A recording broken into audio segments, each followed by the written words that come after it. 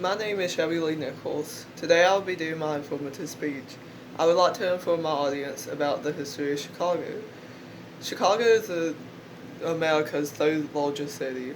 It has a population of 2.7 million. Chicago is a beautiful city. I have visited twice in the past year. In Chicago, there are many sights to see.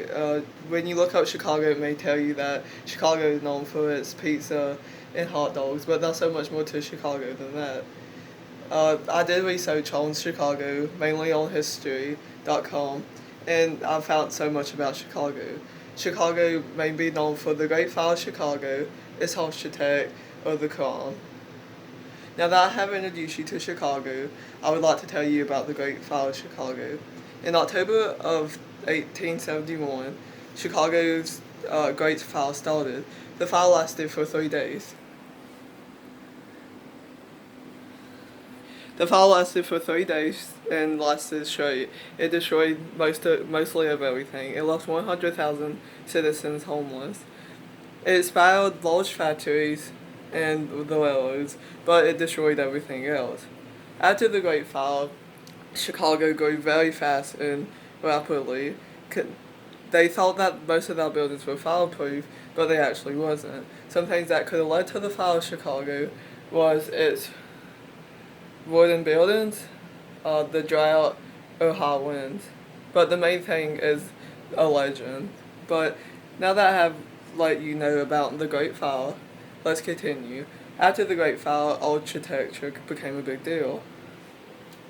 When you visit Chicago, there are many sights to see. This first picture is in front of Millennium Park, which is the Bean, and here is some architect of Chicago. Chicago started to grow, and Chicago was the first city that made the first skyscraper. The building was 10 stories tall, and Chicago used to be the largest city, but since New York and Los Angeles have overcome Chicago.